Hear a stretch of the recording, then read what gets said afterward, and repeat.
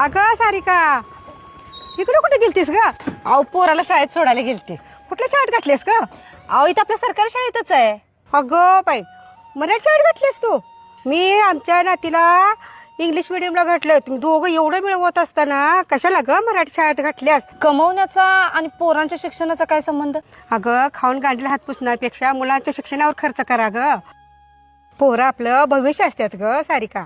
नाही, तुम्ही बोलताय ते पटतंय मला, पण असं कुठं सांगितलंय की पोराला इंटरनॅशनलला किंवा त्या इंग्लिश मिडियमला घातलं आणि ढिगाने खर्च केला म्हणजेच आपण पोरावर लय प्रेम करतोय किंवा आपण पालक म्हणून बेस्ट आहे? असं काय नाही आहे काकू.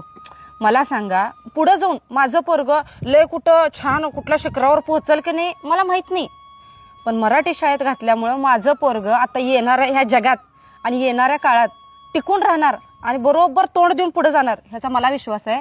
कारण माझं पोरगं त्या शाळेत जाते ज्या शाळेत मी, माझा नवरा, माझा भाऊ, आपण सगळे शिकून पुढे आलोय. मराठी शाळेत शिकलेलं पोरगं पुढे आयुष्यात काय करून दाखवते का नाही माहित नाही, पण कुठंही त्याला टाका ते जगून दाखवणार ह्याचा मला विश्वास आहे.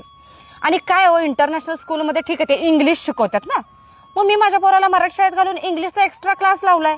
झालं की विषय संपला इंग्लिश मिडियमचा. ठीक आहे, भाषेचाच विषय उरत असेल तर त्याचा क्लास लावू शकतोय, पण संस्काराचा विषय असेल तर मराठी शाळाच पाहिजे, जे त्याला आत्म तयार अशी करते की ते जगाला तोंड देऊ शकते. आणि इंग्लिश मिडियम शाळेमध्ये इंग्लिश शिकवलं जाते ब्रँडेड शाळेत, जिथं लई ढिगानं फी भरली जाते. आणि जे आता आपले सगळीकडे इंग्लिश मिडियम शाळा चालू झाल्यात, अहो त्या शाळेमध्ये कुठं त्या शिक्षकांसोबत जरी इंग्लिश टू इंग्लिश कम्युनिकेशन करायचं म्हटलं ना, होत नाही. हिंदीमध्ये बोलतात, सीट हिअर, कम हिअर, एवढंच पोरगं ते इंग्लिश मिडियमला जाणार, एवढंच त्याला समजलं तरी नशीब. मग कुठलं आलंय ते इंग्लिश मिडियमचं फॅड? हे जे आता फॅड आलंय की नाही, त्या फॅडच्या ओघात सगळी वाहत चालल्यात आणि सगळ्यांना असं वाटतं की त्या शाळेत ढिगानं खर्च करून आपलं पोरगं गेलं म्हणजेच आपण लय पोरासाठी करायला लागलोय. असं काही नाहीये.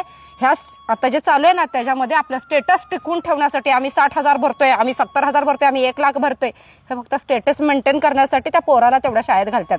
पण खरंच जेवढे पैसे घालतोय तेवढं पोरगं शिकतंय? बरं शिकलं, पण तिथं जाऊन जे कम्पेअर करते त्याच्यानुसार आपल्याला रिस्पेक्ट देते? पुढे जाऊन त्यांच्या तुलनेत आपण पोराला तेवढ्या सगळ्या फॅसिलिटीज देऊ शकतोय? ह्या सगळ्या प्रश्नांचा जर विचार केला ना, तर मी माझ्या पोराला विचार करूनच साध्या शाळेत घातले. मग जग काही म्हणू दे, आम्ही खाऊन काय करतोय, आम्ही उधळतोय, काही म्हणू दे, मला फरक पडत नाही. मला माहितीये माझं पोरगं जिथं शिकतंय तिथं बेस्ट शिकतंय.